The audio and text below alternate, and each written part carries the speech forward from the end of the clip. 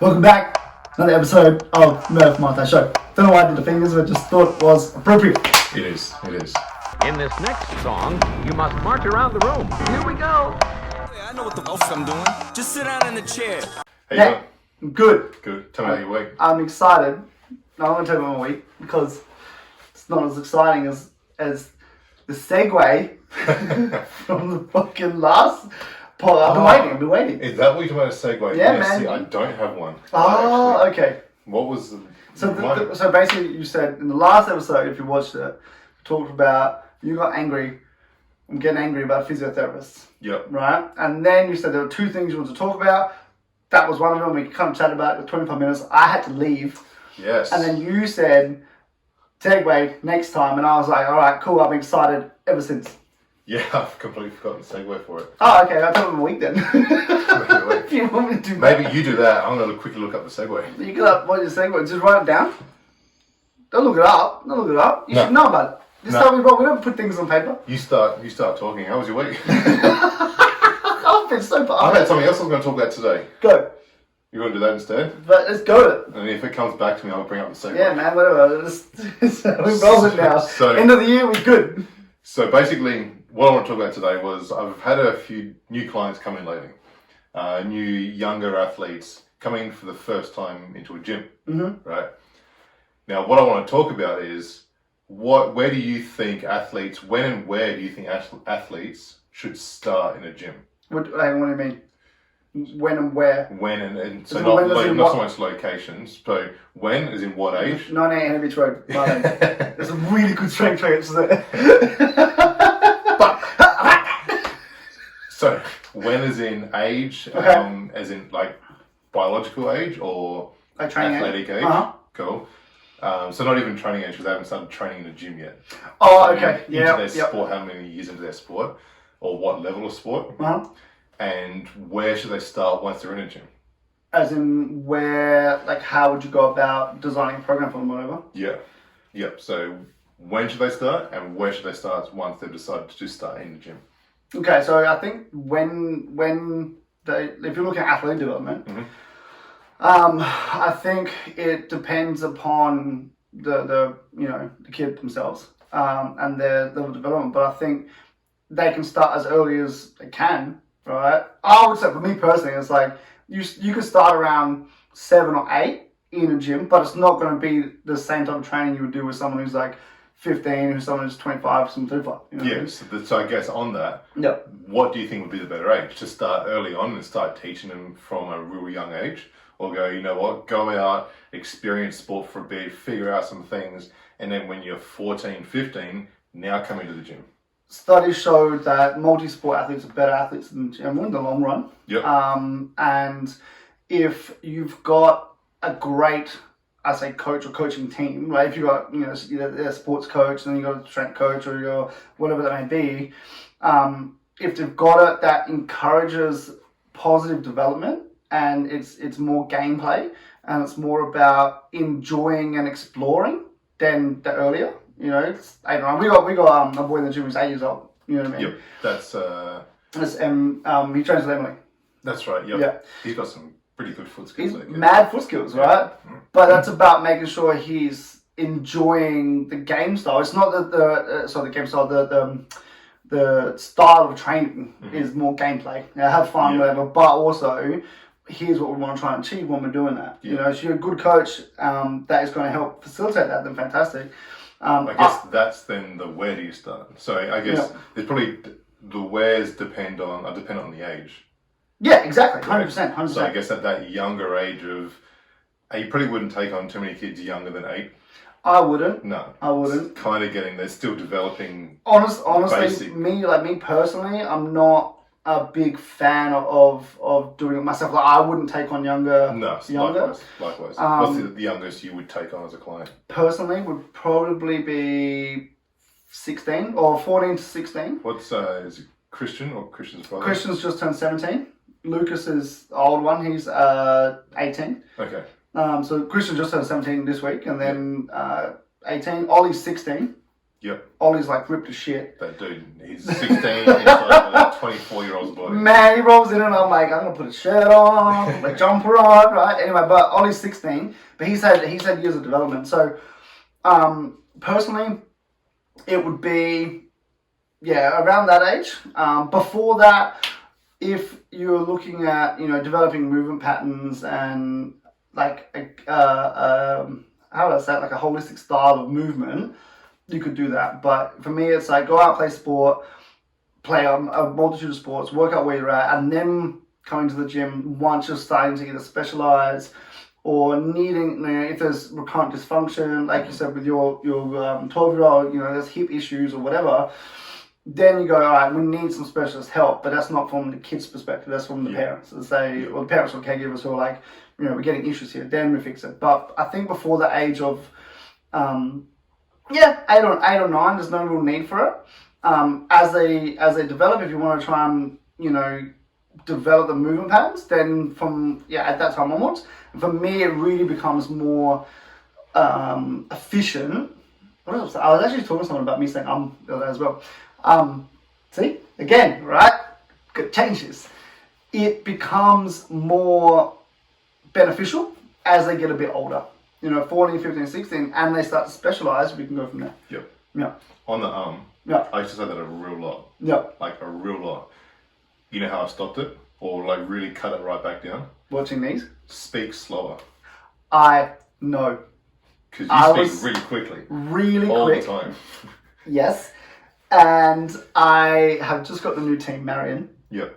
And I was out last night with them. You're trying to speak slow now, aren't you? And I am trying to speak slow right now. Makes me feel awkward a little bit. It's a little bit more awkward when I speak slow because I feel like I'm talking to you like you're dumb. Yeah. And that's how I started too.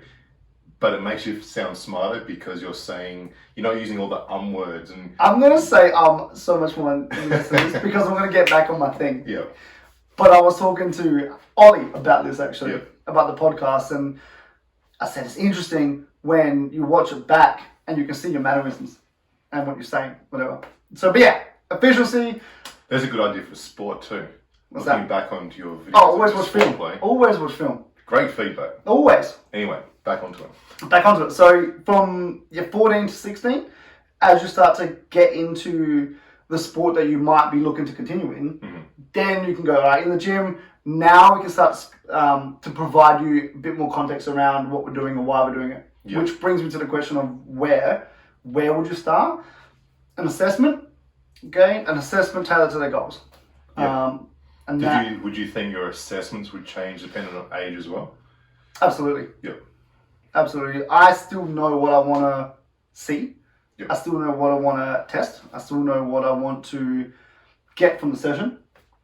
But the assessment, the way I would conduct the assessment would be different. Yep. Hey, what do you mean by that? I wouldn't go into it and be like, all right, I want to see you squat, do this. I want to see you lunge like this. I want to see you move like this. I would be like, as an example, when I assessed one of my boys back in the day, he was a goalkeeper, right, Ethan.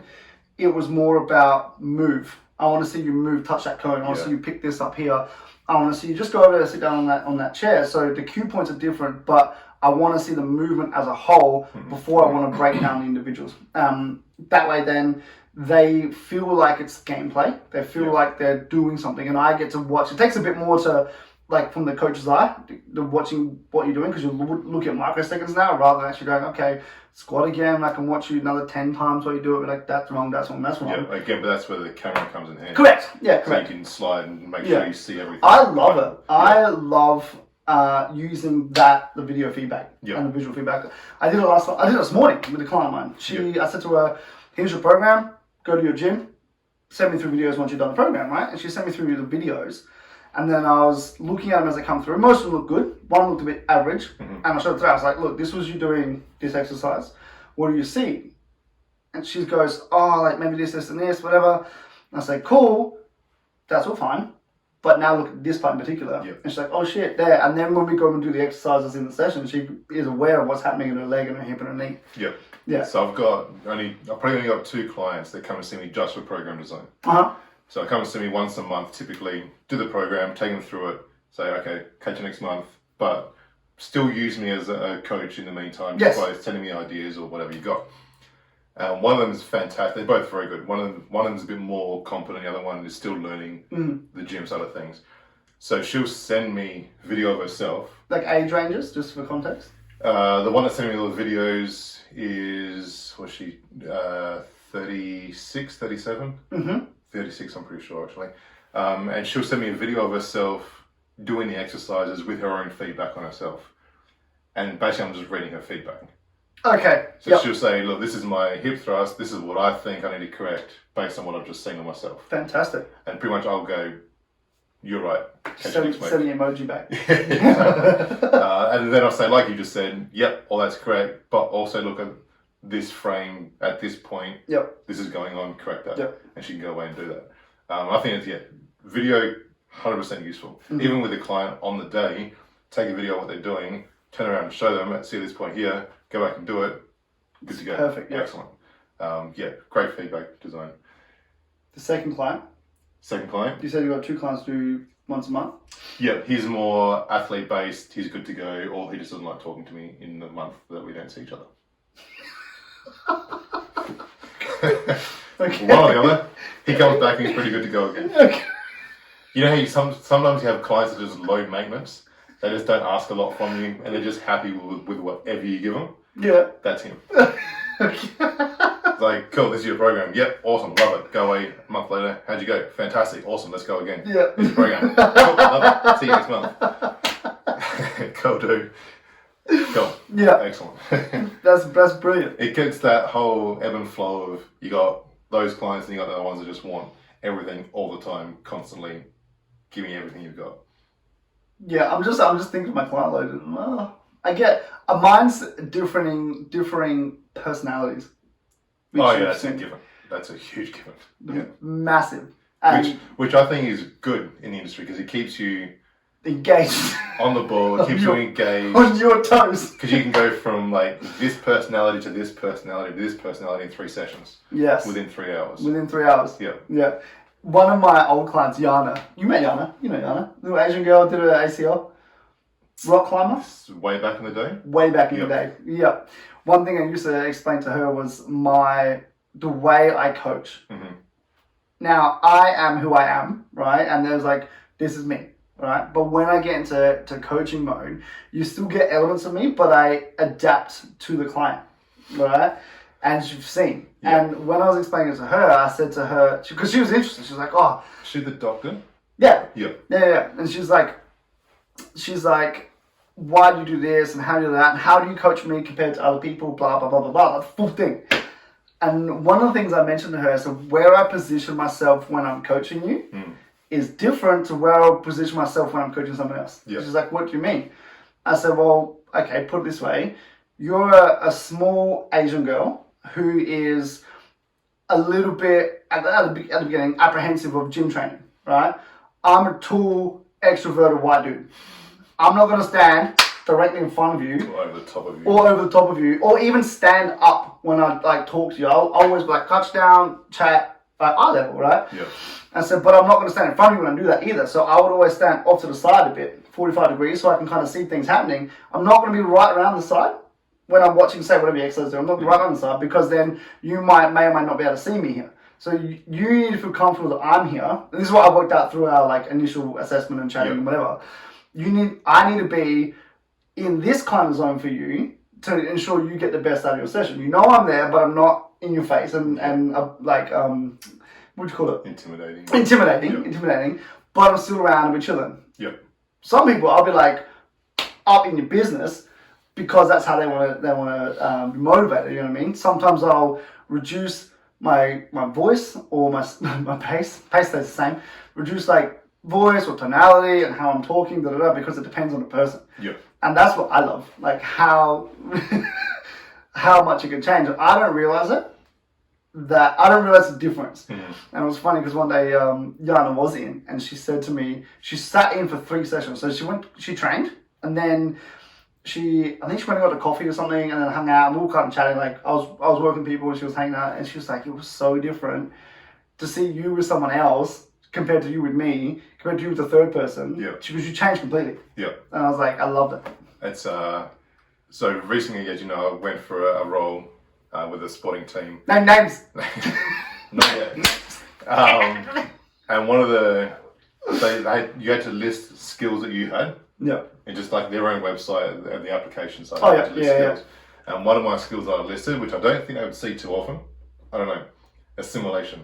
They would see assimilation. They wouldn't see someone finding out They about wouldn't themselves. see. Yep. Okay. Assimilation. And that's exactly what you're just talking about, Yep. to assimilate to the client. But, caveat to that, Go. I feel that... Great word, by the way. Yeah, that one. Loved it. I feel that after time, you will always revert back to you once you become comfortable. So To an extent. Give you an example. What was her name?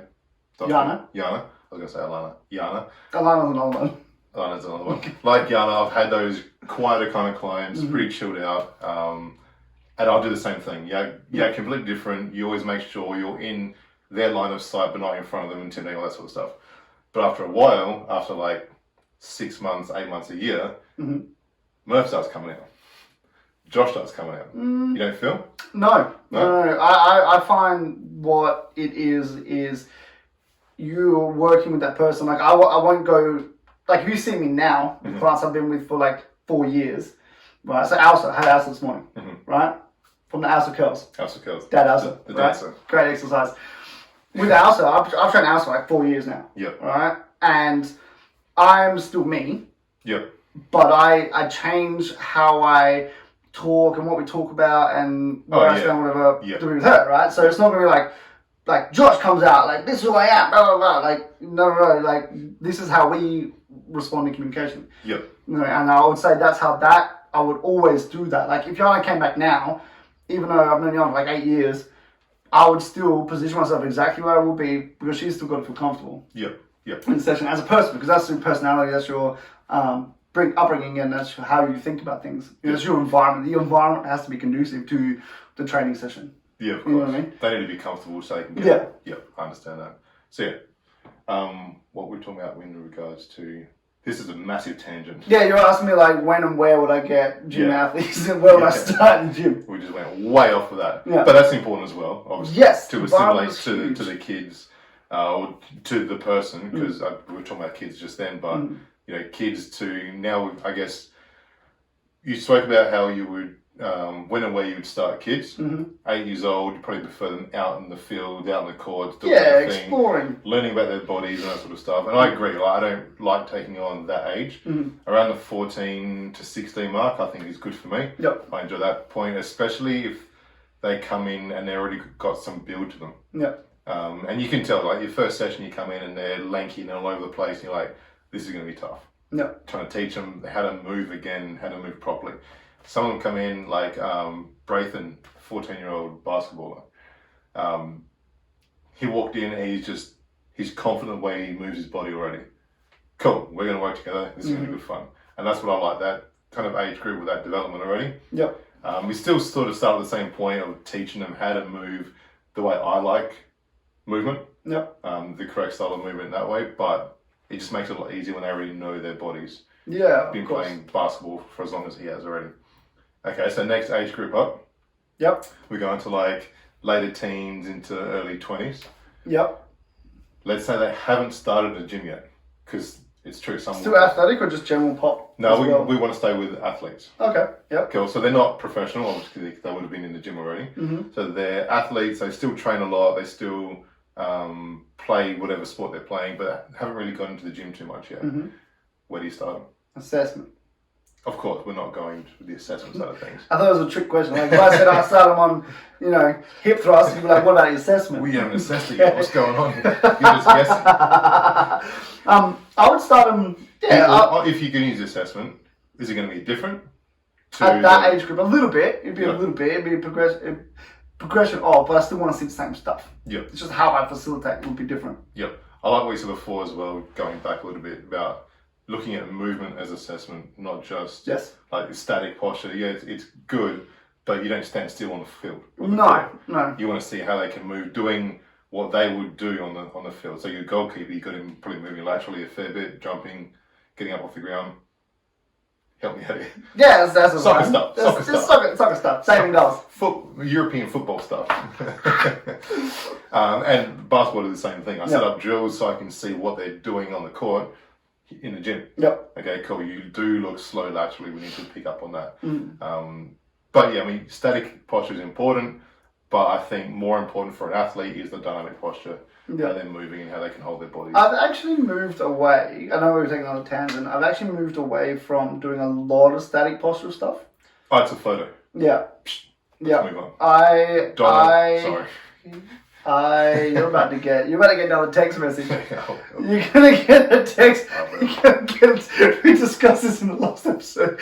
Donald, send him a text. I think I'm about to shit the floor. You're about to shit the floor.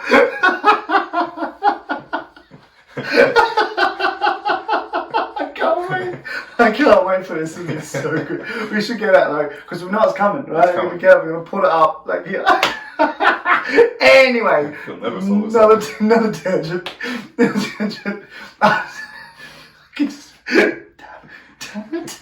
I've actually moved away a bit from the static postural side of things. I do the dynamic movement. Yeah, definitely that. For that reason, because I want to see them move. I want to see them. I do the movement pattern assessment. I do squat, lunge, push, pull, bend, twist, rotation, bloody gait phase. Right? Yeah, I want to see all that stuff. So we're still doing that, Donald.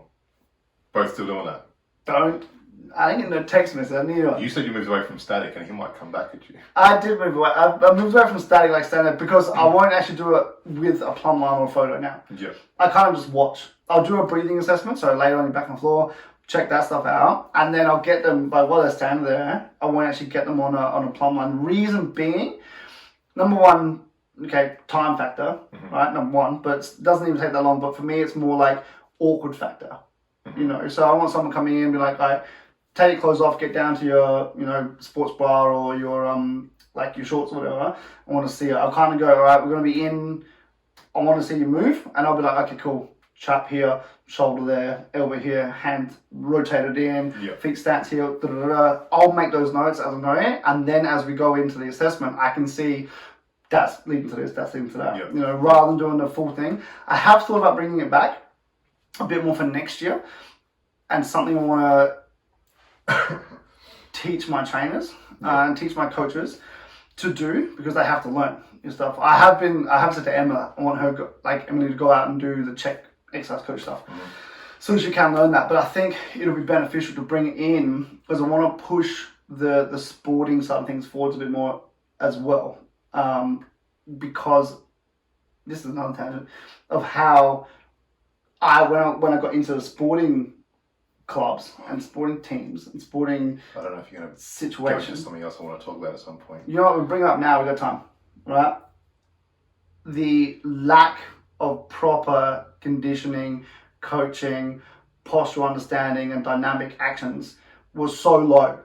I came in about 7 years ago, having done HRC, having done the check exercise coach, having done all the mentorships with Donald, knowing shit tons of stuff, breathing mechanics, postural analysis, let's get all this down to the fucking highest top Taylor moves in your foot, blah, blah, blah. I get into teams, I'm gonna do all this shit. The teams are crap. The movement and the level of coaching and the understanding of mechanics is so low. I couldn't bring any of that in there because I just blow it out of the water and be like, nah, it's too much. No appreciation for it either. And no appreciation for it either. What are we doing this shit for? Let's Correct. just get into, I want to do a bench press. Correct. Which I didn't ever do that, but. But it's something we still got to work through. Yeah. We still got to go with. I would love to get my Marion girls or my Blue Eagles boys, every single one of them in postural analysis and dynamic movement and assessment, so we can work on each individual athlete at that level. You're going to get better because of this, and as a team we get better because of that, and then that then pushes the league up, blah, blah, blah. But as you mentioned before, it's a time thing. Time, 100%. To do a full-on proper assessment, you're looking at 2 to 2.5 hours. A basic assessment. Yeah. I've had to condense our assessments down to 1 hour. I think Donald does 3-hour assessments.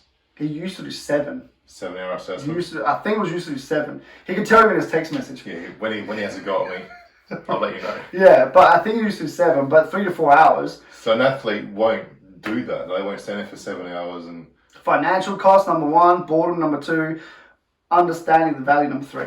The value's a big one. Yeah. Some of them do. Like, I remember Sobi, Creaky was good, Hodgie was great. They just wanted to know everything. So we did the full analysis on them and went through everything, the assessment, and they loved all that sort of stuff. Others, I don't give a shit, just make me better. Make me better. So you would do a little bit less, but get what you feel like you need out of it. So that's all the movement assessments, and that's where I use the video so I can go over and over and over and pick out the smaller things and try and get some of the stuff that I could get from that big assessment in those videos. Yes, it's not going to be as good, but I do something with videos. Yeah, I'll take videos and go over it. And it's interesting to me that the perceived value isn't there. Yeah. And that's been a big bugbear of mine for years. You know what I mean? And obviously yours as well. When we come out and say shit, last episode as an example, right? Come out and say shit about this stuff. Because I think at the end of the day, we just want to push forwards the idea of quality movement and quality training, but not just quality, but high quality. Yeah. You know, this is why I have an issue with, I don't know if we go into it, but I have an issue with the S&C side of things and how it's taught in this country. Oh. Don't edit that out. I'll fucking say for the camera, right? In what level? Mate, straight to the fucking top. Which is? International level. Which is? National teams. Taught by who?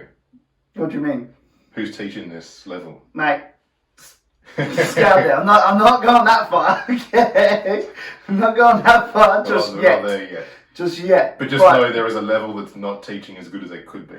There's the fundamentals of it, and I have issue with that. And I know myself, I don't put out enough information, quality information on the shit that we've done and the shit that I've done to be able to have as strong an opinion on it, because I'm not doing anything to bring it forward. I'm trying to do it. Which we have been talking about. We have been talking about it. And I want to start, for me, it's about starting back on the gram, right? And then a newsletter or video series or whatever, putting more of that stuff out. The values out there, we talked about values before, putting more of that out there and why our training is different to what you would see elsewhere. Yeah. I had a massive compliment the other day from someone. Oh. Right? Called me up.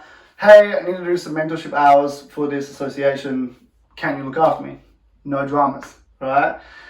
Comes in and was like, okay, you need to be like this level in this association to do this. And I just need you to sign off, whatever. And I was like, I'm not that level. You're like a level above me in this association, kind of thing. And they're like, what? And I said, yeah, I can't sign you off. You can sign me off though, and some shit. And they were like, I thought you were at least 3 levels above me. Is this female? Yeah. Yeah. All right. In what you're doing, what you put out there. And I was like, I know it comes out this way because of the level that is put out there. Yeah. And then stipulations kind of hold people back. Yeah. Shit are being held people back. There's no investment in the quality of knowledge, whatever. Yeah. But that's when I got into it, I was like, shit, I need to change this from the inside and not just put out the shit here or the shit from, this organization or this university or whatever. You've got to be able to take that in context and then actually develop it as a holistic model, which is why my following, I follow a lot of physical therapists, a lot of kinesiologists, and a lot of coaches from the States and from Europe. Mm-hmm. Because that's where our shit came from, so I resonate with, and they're the ones kind of pushing it forward, so we're kind of left behind over here. And for me, I'm like, I need to put more of that stuff out there through my channels, right? To go get to people go, oh shit, this is why you do that.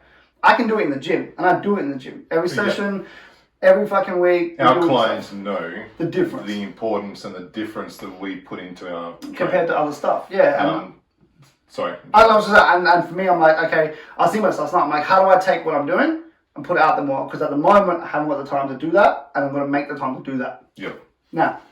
I don't know if this could be a bad thing about what I'm about to say about myself here, but I think it's good. But I'll let you tell me, and maybe you could tell me. I feel energy's changed. So, this client that I just picked up, you mentioned her before. Yep. She's been in twice this week. she said, so I haven't seen her for 12 years. Yep. Because I moved gyms, she moved away. Typical sort of client thing. She goes, I want to come back to see you. I got good results last time. I want to come back and see you again. Cool. Come in, let's go. Second session, so first session, assessment, where it's supposed to be. Thanks, Donald. Second session. You're trying to not get and by that one, getting the text. With that one, I did a full proper static assessment because she's not the athlete. I'm going to send you. Took a bit more time. I'm going to send you a text. Anyway, second session in, we're going through the program. Going through it all, this is how you do this, how you do this. Make sure when you're doing this, you look out for these things. She goes, this is the Adam I remember. One that gives me 300,000 things to think about in every exercise. Now, sort of... Positives and negatives. Positives and negatives. Exactly. Positives being, I look at everything and make sure everything's spot on and doing the right thing, no risk of injury, blah, blah, blah. Negative is, am I overloading them? Yeah. Am I giving them too much information? So I just had a quick thought and went, maybe I should give them a little bit less, give them maybe the top 3 most important things, and then move on from there. But then I thought, if I do that, this goes through my head like this. Then I thought, if I do that, then they could be doing something else which I haven't covered that could injure them. Now it's my fault. You like, this is why you don't talk much, because you're too busy like... I'm thinking in my head, just like, but. So the way you talk is the way I think. Okay, fair. That's cool. fair. Yep. So that's what's going through my head is, do I give her everything? And I'm like, okay, I've said everything now. It's not really her responsibility to do it all. Yeah. Because it's still on me. I've still got to make sure she's doing it. And that's why I'm sure you do it too. Like, as I said to you, coaches don't count very well. No. For good reason. We're looking at so many other things. The 1, 2, 5 more to go. Do you know what my on that is? I was, Donald, it's again, sponsor the episode, Donald, because we're going to give you a shout, right? He said to me, don't just be a rep counter. Yeah. If someone's paying you $1, $2, $3 an hour, a minute. $3 an hour. God damn! $1, $2, $3 a minute. I was almost going to say something. I'm glad you didn't. Make that minute count. If they're resting, make it count. If they're doing exercise, yeah, cool, you got an idea of what they're doing, how long they're on time on detention, what they're doing, right? Because you always guess around about the mark. You always 2 more. You don't 8. Always 2 more. more. I'm 9. I didn't count one of them. I knew you were on 8-ish. Yeah. It looked in my head like you did 8. So, you know what? I'm the boss here. You're going to do 3 more. Exactly. How many left? 2. Always 2. Yeah. Always 2. Always 2. But make it count. So, yeah, I guess we're so busy looking at all the finer details of how they're moving that you forget to count. Or you don't count because there's other more important things to the point. That's why then you talk about overload because you give too much. Yes. Because I'm seeing this. I go, make sure you correct your foot here. I'm seeing this up. The knees going out, bringing it back in. Or and she's like, I don't know what to think about next because I've got it's a 10 negative things to think in about. that instance then. Exactly. So I had to bring so on that. Thank you. At that moment, I said, okay, this is what I want you to focus on. Just do this, this, and this. Worry about that for now. Yep. But again, in my head, what if there's something else that she hasn't covered that's going to give her I look at a niggle or injury? The analogy of the rocks in the jar. Yeah. You know the one? Yeah. Where Rock, sand, water. Rock, sand, water. Yep. You know, can you fill up more of the jar? And I go, what are the rocks? What are the big things I need to worry about here? It might be 3 to 4 things I might look at. It might be ankle, knee, low back, neck, for example. And typically, if you fix those, normally the rest just sort of fall Correct. in place. Yeah. And I let that go. I go, here's 3 to 4 things. Focus on them. So they're going, okay, bang, bang, bang, bang. I need to look at this and this and this and this. Sometimes that's too much. You might just do 2. And then, I'm thinking about, okay, well, what could be the outcomes of that? How else can I cue them that it's not specifically focused on what's happening with your ankle or what's happening with your hip, lift this hip here, do this here, move that there. It's like, I want you to focus on the game. When you're doing exercise, the game is played in front of you. So that automatically gets them into this position. So what cues can I use that I'm going to be able to fill in a bit more of the sand? And then from there, and then flow on. Because I talk so fast, I can put a lot of information into the 1 minute that we've got, right? Times that by 60. And there's a lot of shit that can happen. Yeah. And that's where I have to try and go, no, slow it down, only give the Remember, we're not talking to strength coaches. We're No. talking to people who don't know the level. Don't know the level, don't know the biomechanics, don't understand that. So that's where you start at the base and move up, right? The base of what they need, and then move around from there. At the same time, And I agree. Like, I need to tone it down on the amount of information I give out. I love hearing cues. that. I love hearing that you like this. But exactly right. I really like the fact that she could acknowledge that I'm looking at everything.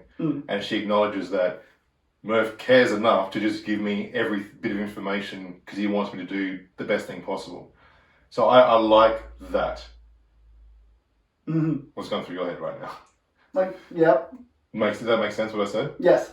Yeah, so I'm not just sort of like, do a deadlift, yeah, cool, 3 more, yeah, done. Move on.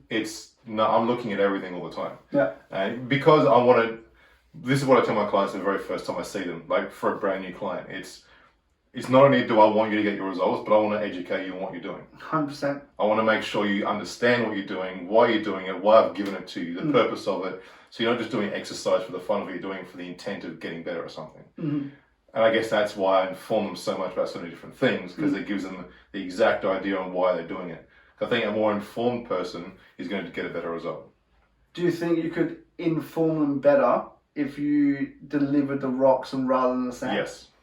So that's something I need to work on, which has only been a bit of a realization, or a Good. realization recently. I feel like this has been a process today. Yeah. Right? You get some shit out. Oh yeah, we're like, 36 minutes? Yeah. And we're just getting into some cathartic exercises. It's been good. Is brilliant. So that's my little thing of this week is giving too much information and just dialing it back a bit and giving those rocks. It'd be interesting to see how it changes your coaching.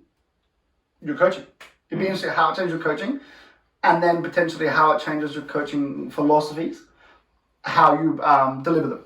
Not the philosophy itself, because you are, but how you deliver that, and are you able to get more effective buy-in and or feedback from the people you're working with? Because it will change across the board. I think the buy-in is good because they know how much I care about it. And like someone else said, Jen, she said, the reason I like coming to you is because you always want the best out of what I'm doing. Yes. Cool. Yes. What? No, I believe that. Yeah, so you don't just give me the exercise, you're always looking for any kind of error that's going on to fix it. Oh, shoot, segue. Keep going. No, that's it, I want to hear the segue now. You messaged me on Sunday. About 8 messages on Instagram. Bang, bang, bang, bang, bang, bang, bang. Oh, shit. Didn't you? Do we have time for this one now? Yeah, a little bit. Because, man... I thought... Now... You do it. Because you'll see the beast head pop up again. No. We're not going to go beast head. We're going to go like... You care. You care. You care about how people are treated. Full stop. And I don't see what is put out there by trainers and shit. I don't see it. I don't follow that many people around Adelaide. I don't really give a fuck, to be honest. I'm doing my shit, my gym. Okay? You pay the bills. I pay the bills. I got the car park, I pay the bills. You got the first red box. That's fucking right. First red box and bills and car park. That's going to teach my trainers tomorrow. Okay, you'll learn these 2 things. Context, anyway. So then I get a message. I go to my Instagram, I see Adam Murphy's message, open it up, and it says 8 new messages. Now this is unheard of. This is like something Mount Vesuvius erupting once every 4,000 years, some shit, right? Bam, bam, bam, bam, bam, right? And he was sending me some images of shit training happening in Adelaide. About someone that I think deserves very, very good training. Correct, right? Correct. Everyone deserves very, very good training. Of course. Adam? Yes. Right. Okay. But this is someone I know. Yeah, someone you know. Okay, someone you know. Yeah. And so, for me, I was like, shit, like, I don't go on and see the shit that's out there still, which is probably why I don't put stuff out there about my values and my coaching philosophy and what I believe needs to be at this level, because I don't see the crap happening. You kind of need to see the crap to be like, I'm going to put some shit out there. Now it's time, yeah. You know what I mean? Yeah. And that came up for me, and that's affected me all week. Like, I've been thinking about it, so you've been thinking about your coaching delivery. I can't. That's some breakfast. I'm here for you, don't worry. You've been thinking about your coaching delivery. I've been thinking about my communication and philosophies. Yep. And that really brought it up for me. I actually had done some stuff and to put it out there a bit, and I was like, you know what? I've actually got it saved on my phone. I'm going to put it out there, but in a different way, I think. Because I've got the platform there, and we've both got the platform there to be able to put it out there so people understand the philosophy and the idea behind why we do things. Because I think sometimes we can come across very abrasive, the way we say, the way we do things. Yep. Because you don't have the context, understand the rationale. Yep. And for me, it's been this process of going, all right, cool, well, when come into leagues and teams and whatnot, and the industry, or this aspect of the industry is, in my opinion, so far behind where it could be. When I'm saying shit like this, people in there are getting offended because they're like, well, this is how it is, and there's that kind of like pull where I'll say shit that I think is crap, or don't say shit because I think, oh yeah, everything's just chill now, forgetting actually there's a whole bunch of shit that's happening that needs to be not necessarily called out, but then the alternate position needs to be put forward. Yep. Agree. Yeah. That was quick wrap up. 3 minutes. Quick little wrap up. Based on the very first thing we brought up, when and where to start an athlete. Yeah. One thing that I believe you should do. We're Yep. going to close the loop right now. We're going to finish it up. Boom. I love this. Cool. Love this. One thing I believe you should do. It doesn't matter who the athlete is. Oh, okay. Might be my beer delivery. One thing I believe, doesn't matter who the athlete is. I think the very first session you should go through is some sort of anatomical adaptation where you teach them your expectations of technique. So everyone's got their own techniques. Everyone's got techniques from other coaches. If they're going to work with you, they need to work under your technique expectations. Yep. I think that, like we've gone through already, I'm not going to go through it again. The assessment is important and based on sport specific, whatever. But then the first sessions going into it, anatomical adaptation based on your technique expectations. Yep. And then where? Where? My anthem intro. Boom. Done.